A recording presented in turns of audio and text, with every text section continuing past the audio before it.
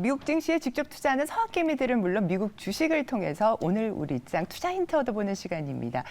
네, 이제는 새벽 기상도 익숙해졌을 법한 우리 신일섭 벤저민 투자연구소장 함께합니다. 어서 오십시오. 네, 안녕하세요. 네네, 저희가 지난 시간 월요일이었던 것 같은데요. 컨스텔레이션 브랜드 얘기를 하면서 맥주 와인 이야기를 풀어봤습니다. 자, 오늘 소개해 주실 종목 알아보겠습니다. 네, 오늘은 티커가 WM이고요. 웨이스트 매니지먼트라는 기업입니다. 지금 그 쓰레기에서 냄새 난다, 돈 냄새 난다. 네. 이렇게 얘기를 했는데 쓰레기 대란이 뭐 국내외 전 세계 다 난리예요. 저번에 그 어느 나라였죠? 우리나라 개망신 당한 거 아시죠? 쓰레기 수출했는데 다 뜯어봤는데 정말 쓰레기만 수출해가지고 지금 다시 반환 지금 하고 있는 것으로 알고 있습니다. 그 동남아시아에 그 뉴스에서 많이 보셨죠? 완전히 그 네모 큐브로 해가지고 완전 꽝꽝 싸매가지고 수출을 했는데 불법 수출을 해가지고 재활용되는 쓰레기는 거의 뭐 1%에서 2%밖에 없고 나머지 다 쓰레기를 갖다가 동남아시아에다 버리는. 결국 우리나라가 옛날에 그런 거 당했던 거를 기억을 못하고 똑같이 하고 있어요. 그러니까 선진국이 후진국에게 계속해서 후진국이 또 크면 또 후진국에게 계속해서 버리고 그런 것들이 계속 되풀이되고 있습니다. 그래서 우리나라도 정말 국제적인 망신을 당했고 필리핀 두테르테 대통령은 그때 외국에서 이제 쓰레기 버리는 거 내가 발견하면 배를 타고 몰고 나가가지고 그분은 막 권총 들고 쏴버리잖아요. 자기 국민을. 그 배를 끌고 나가가지고 앞바다에 버려버리겠다고 했어요. 그러니까 지금 동남아시아나 중국에서 그런 문제들이 너무나 크게 벌어지기 때문에 이제 더 이상 그들도 가만히 있지 못하는 것이죠. 그렇기 때문에 거기서 다 거부를 해버리다 보니까 결국에는 어떻게 됩니까? 원래 버렸던 국가가 처리해야 되는 상황으로 지금 치닫고 있어요. 그렇기 때문에 더욱더 쓰레기 매립이라던가 처리 업체들이 할 일이 많아질 수밖에 없겠죠. 동남아시아라던가 중국이라던가 이런 우리보다 뭐 쓰레기를 굉장히 뭐 항상 받아들여줬던 그 나라들이 갑자기 없어져 버리니까 마구 버릴 데가 없어진 거죠.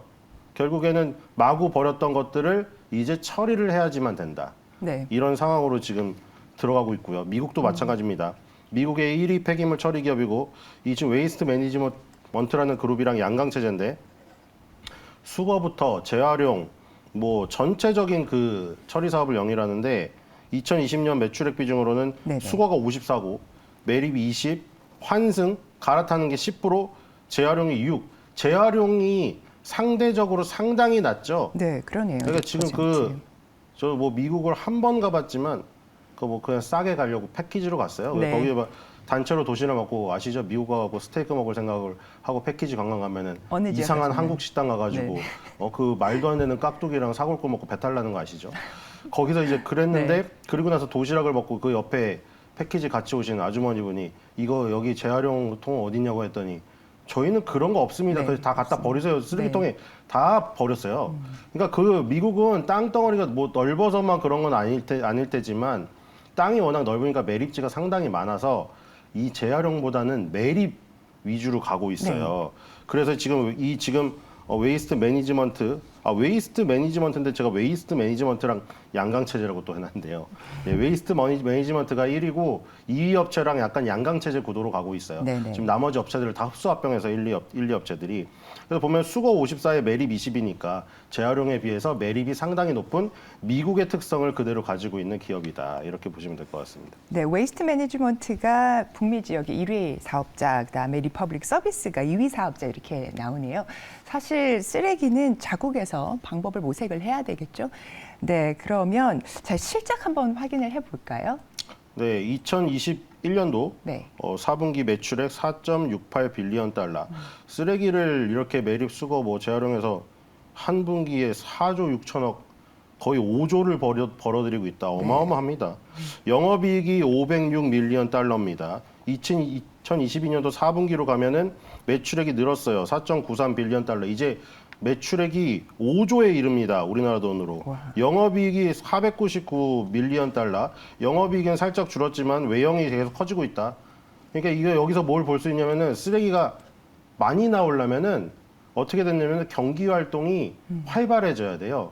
이런 거를 가지고 측정하는 사람도 있거든요. 쓰레기 양이 늘어서 경기가 침체 국면에서 화랑 국면으로 간다. 네. 물론 코로나 때 나온 쓰레기들이 많아진 것도 영향이 있긴 했어요. 코로나 때 의료 폐기물이라든가 쓰레기가 엄청 나왔거든요. 그렇죠. 근데 이게 경기가 보통 성장을 하고 건설 경기가 회복이 되지 않으면 예를 들어 건설 경기가 회복되면 재건축이 일어날 거고 거기서 나오는 건설 폐기물도 많아질 거 아닙니까? 그리고 외식을 많이 하다 보면 쓰레기가 많아질 거고 그런 부분에서 보면은 이 매출액이 전혀 위축되지 않는 이런 그 쓰레기 산업의 성장성을 볼 수가 있어요. 경기 침체 국면이건 경기 성장 국면이건 이 쓰레기 처리 단가는 계속해서 높아진다. 그래서 매출액이 계속 늘어나고 있고 이제는 매출액 5조 돌파를 분기입니다. 연간이 아니라 분기 매출 5조 돌파를 눈앞에 두고 있다. 이렇게 보시면 될 것 같습니다. 네, 말씀 주셨다시피 경기를 타지 않는 경기 침체에도 경제 활동 자체만 늘어난다면 쓰레기는 계속적으로 나올 테니까요. 굉장히 좋은 비즈니스 수밖에 없다고 생각이 되는데요. 자, 그럼 투자 매력도 하나씩 짚어보도록 하겠습니다. 네, 아까 서두에 말씀드렸는데 쓰레기산이 몇 개요 이게 막 이러잖아요. 네. 우리 그 경북의 의성에 쓰레기산이 쌓여가지고 지금 어떻게 할 방법도 못 찾고 있더라고요. 그게 왜냐하면 하루 이틀 만에 처리를 했으면은 그 책임 소재를 가려서 빨리 처리할 수가 있는데 계속해서 불법으로 버리다 보니까 네. 쌓이고 쌓여서 그 몇 년이 되다 보니까 이젠 치울 엄두를 네, 못 내고 네. 있어요. 우리 그냥 아파트에서도 볼 수 있잖아요. 대치동 음마아파트 지하에 뭐 40년 된 그때 뭐 쓰레기 발견돼가지고 그때 뉴스에 한번 크게 났었죠.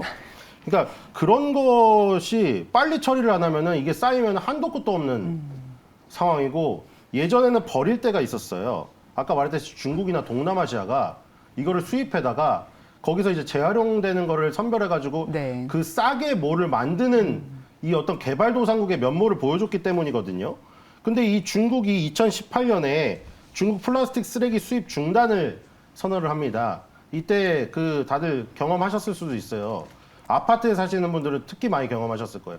쓰레기 못 버려가지고 재활용 그 장에 쓰레기가 왕창 쌓여가지고 아우, 난리가 났어요. 난리죠, 난리. 뭐 환경부 장관부터 나와서 각 구청장에 서울시장까지 나와가지고 이거 어떻게 하냐고 뭐 중간에 막 다 어르고 달래고 네. 이래서 어떻게 넘어갔는데 기억나네. 네. 이게 계속해서 지금 문제가 될 겁니다 앞으로. 중국이 그래서 2018년에 이 선언한 게 굉장히 컸고요. 그리고 최근에 태국도 폐플라스틱 수입 제한을 발표했습니다. 플라스틱 쓰레기 수입 단계적으로 감소시켜서 2025년에 전면 금지시키기로. 그러니까 지금 이렇게 중국이나 동남아시아가 쓰레기를 안 받아줘 버리면은 그동안 선진국들이 여기다가 엄청나게 갖다가 버린 건 아니지만 솔직히 갖다가 버렸죠. 우리나라 그렇죠. 한 거 보면은 재활용 쓰레기를 수출하라고 했더니 엉뚱한 진짜 쓰레기를 수출했으니까요. 그러니까 이런 것들을 지금 처리해야 되는 상황에 지금 다들 처하게 되죠. 월드뱅크라는 조사기관에서 전 세계 폐기물 발생량 2016년에 20억 2천만 톤이었는데 2030년 가면 26억 톤까지 증가할 것으로 예상하고 있고요. 그다음에 미국 시장 조사 전문기관인 얼라이드 마켓 리서치에서도 글로벌 폐기물 시장 규모가 2020년에 무려 1978조 7,300억 원인데 2030년 되면 3,046조 8,893억 원 규모로 성장할 것으로 전망하고 있습니다. 3천억이 아니네요. 또 3천조 어마어마합니다. 그리고 이제 미국의 세계 인구의 4%가 거주하고 있는데 네네. 지금 최근에 인도가 중국을 제치고 세계 인구 1위로 올라갔다는 소식 접하셨죠? 세계 폐기물 배출량에서는 13%를 차지해요. 그러니까 인구 수에 비해서 폐기물 배출량이 거의 3배인 국가입니다. 미국이. 많이 배출을 해요. 거기다가 아까 전에 일화를 제가 설명을 드렸는데 여행에서 경험했던 거. 실제로 우리나라는 그래도 상당히 재활용을 잘하고 있는 우리나라 뭐 요즘에 그런 밈도 유행이잖아요. 뭐 배달 음식을 일주일 동안 시켜 먹고 용기를 집에 쌓았다니 거실이 꽉 찼잖아요. 네네. 뭐 그런 것도 있으면서 캠페인도 하면서 열심히 합니다. 그래서 재활용률이 독일이 67%. 역시 독일은 항상 뭐 환경을 내세우는데 실제로도 이렇게 국민들이 활동을 하고 있어요. 그다음에 한국이 62%. 오. 상당히 열심히 합니다. 근데 미국은 재활용률이 35%예요. 그러니까 세계 인구의 4%만이 거주하고 있는데 폐기물 배출량은 세계에서 13%를 차지하고 거기다가 재활용률은 미국이 35%로 상대적으로 독일에 비해 반밖에 안 되는 이 상황이다 보니까 네. 이것을 지금 어떻게 해야 되냐면 결국에는 그러면은 매립을 하고 있다는 얘기거든요. 재활용을 잘 안 하니까요. 그러니까 매립을 하고 있으면 그러면은 매립지를 많이 가진 업체들이 상당히 유리하겠죠. 더 이상 묻을 곳이 없다면 기존에 묻을 것이 없거나 매립지를 충분히 다시 확보하지 못하면 신규를 확보하지 못하면 기존의 매립지를 갖고 있는 업체들이 계속해서 단가를 높여 불러도 그 업체의 말을 들어줄 수밖에 없죠. 묻을 데가 없으니까요. 그래서 웨이스트 매니지먼트랑 리퍼블릭 서비스, 아까 제가 처음에 그 잘못 말했는데 웨이스트 매니지먼트랑 웨이스트 매니지먼트가 같이 양강체제인 그렇게 얘기했는데 리퍼블릭 서비스가 네. 2등입니다. 얘네 둘이 미국 전체 2,627개의 매립지가 있는데 이 중에 18.3%인 480여 곳을 얘네 둘이 지금 매립지를 차지하고 있어요. 네. 그래서 결국 매립지를 확보해 놨다는 것은 미국의 이런 그 좀 특성 이런 것들에 더욱더 유리하게 작용하는 부분이다. 이렇게 볼 수 있겠습니다. 결국 그래서 정리하자면 중국이나 동남아시아에 더 이상 쓰레기를 못 버리니까 네. 선진국에서 처리해야만 되고 근데 재활용률이 특히나 떨어지는 미국은 매립을 해야 되니까 매립지가 많은 웨이스트 매니지먼트가 굉장히 수혜를 받을 수밖에 없다. 이런 결론입니다. 신사업은 또 없을까요? 지금 기존에 해오던 쓰레기 처리에 대한 부분, 폐기물 처리에 네. 대한 부분 말고도요. 이건 정말 그 쓰레기에서 황금이 나온다고 할 수가 있는데 네. 이 황금을 만드는 게 아무나 기술력이 없으니까 야 쟤네 저거 쓰레기에서 돈 버는데 노다지네 이러면서도 뛰어들지 못하는 거예요. 이렇게 규모의 경제가 네네. 확보가 돼 있으니까. 그래서 공짜 가스는 덤이라고 했는데 이제 아까 그 말씀드린 그 매립지에서 미국에서 이제 각 지역의 쓰레기들을 매립을 시킬 때 자체 보유된 쓰레기 매립장에서 발생되는 그 가스를 또 팔아요. 오. 그러니까 대박이죠. 대박이라고 하지만 웨이스트 매니지먼트만큼 할 수가 없으니까 바라만 보고 있는 거죠. 쓰레기 매립지에서 발생되는 온실가스의 78%, 거의 100에서 8개를 포집시켜갖고 바이오 가스로 팔고 있습니다. 이게 바로 신재생 에너지죠. 매립지에서 생산된 메탄 가스라고 많이 들어봤잖아요. 메탄올을 가스화해가지고 연료로 활용하는데 그거를 재생천연가스인 RNG로 변환을 시킵니다. 그래서 이제 RNG를 활용해서 전력을 여기서 생산을 바로 하던가 아니면 수요처가 어디냐면 그 정유사들한테 팔 수가 있어요. 왜냐면 정유사들이 예를 들어 지금 뭐 그 얘기도 나오고 있잖아요. 전기차 시대가 오면 내연기관차 어떻게 할 것인가. 그것도 독일에서 지금 이퓨얼이라고 바이오가스랑 바이오연료. 비슷한 네. 거를 연료를 허용해주겠다. 뭐 그거는 그렇게 됐는데 그럼 만약에 정유사에서 이제 뭐 기름을 만약 전기차가 다 돼서 못 팔게 된다. 그럼 바이오 연료를 파는 거예요. 그럼 이런 데서 사오는 거죠. 그럼 웨이스트 매니지먼트는 쓰레기도 매립할 때 돈을 받는데 쓰레기 매립하면서 가스가 발생되는데 그 공기 중에 날아가는 거 잡아가지고 재생가스로 파는 거예요. 또 정유사에. 그래서 지금 거기다가 이제 재생 가능 에너지에 대해서 IRA법에 보면은 그게 전기자동차나 뭐 풍력, 태양광 그게 다 뭐예요 결국. 이 오염을 덜 시키기 위해서 뭐 전기차에 대한 논란은 많이 있지만 어쨌든 재생에너지에 힘을 실어주는 법이잖아요. 거기에 요것도 있습니다. 세대 우대 조치가 재생 가능 에너지에 대해서는. 그래서 IRA법에 도움도 받고 그다음에 이게 그겁니다. 한정적 매장량에 대한 걱정이 불필요하다는 거. 네. 이게 뭐냐면 원유라던가 뭐 천연가스라던가 리튬, 연모 그런 것도 마찬가지예요. 그 어느 정도 그 매장량이 정확히는 모르지만 매장량을 측정을 한 다음에 사업성이 있으면 파는 거잖아요. 근데 다 파면 혹시나 또 나올 수도 있지만 정확히 측정을 했다면 그걸 다 파면 이제 그 땅에서 더 이상 못 뽑잖아요. 고갈되는 거죠. 네. 근데 이거는 끊임없는 화수분이라는 거죠. 계속해서 쓰레기는 들어오고 쓰레기를 묻으면 가스가 발생해요. 그러니까 이거는 매장량이 아니라 계속 밖에서 유입이 되는 거예요. 그러니까 이런 사실 노다지라고 하면 너무 쉽게 보이지만 웨이스트 매니지먼트에게는 계속해서 누가 공급을 해준다. 얘네의 자원을 공짜로 공급을 해주는 거, 쓰레기를. 네네. 더럽다고 버리는데 얘네는 황금을 네. 캐내고 있는 거죠. 네, 정말 보시면 누이 될것 좋고 매부 좋은 본업에서 나오는 가스를 활용한 신재생 에너지 산업까지 지금 유망하다라는 말씀 주셨는데, 자 월가의 목표 주가 확인해 보겠습니다. 네, 목표 주가도 높습니다. 지금 모더레이트 바이고요. 스트롱 바이 바로 밑이죠. 네, 190달러까지 나오고 있고요. 에버리지는 169.56, 제일 낮은 거는 151이고요. 3바이의 8홀드입니다. 그리고 지금 그 웨이스트 매니지먼트도 1년 정도 횡보를 하고 있거든요. 자, 이렇게 이게 웨이스트 매니지먼트도 마찬가지고 네. 세계 1위 하는 기업들이 미국 시장에 다 있는데 대부분 보면은 이렇게 1년을 횡보하면은 또 1, 2년 상승하고 1, 2년 횡보하면 또 1, 2년 상승해요. 계속 계단식으로 끊임없이 올라. 이 주가를 보세요, 지금. 그러니까 이 쓰레기를 열심히 그런 분 계실 거 아니에요. 나는 쓰레기를 굉장히 많이 배출한다. 우리 뭐 그거 있잖아. 네. 호텔에서 나갈 때 내가 호텔을 너무 더럽게 했으면 팁을 많이 주듯이 네. 그거랑 똑같아요. 나는 쓰레기를 옆 사람보다 많이 배출해. 그러면 많이 배출하면서 웨이스트 매니지먼트를 남보다 많이 사요, 수량을. 약간 나에 대한 뭐 쓰레기에 대한 보상 뭐 그런 걸로 그런 식으로 하면 될 것 같고요. 웨이스트 매니지먼트는 또 대표적인 배당주이기도 하기 때문에 그냥 매년 배당을 올립니다. 그러니까 쓰레기에서 황금을 파낸 다음에 나눠주는 거죠.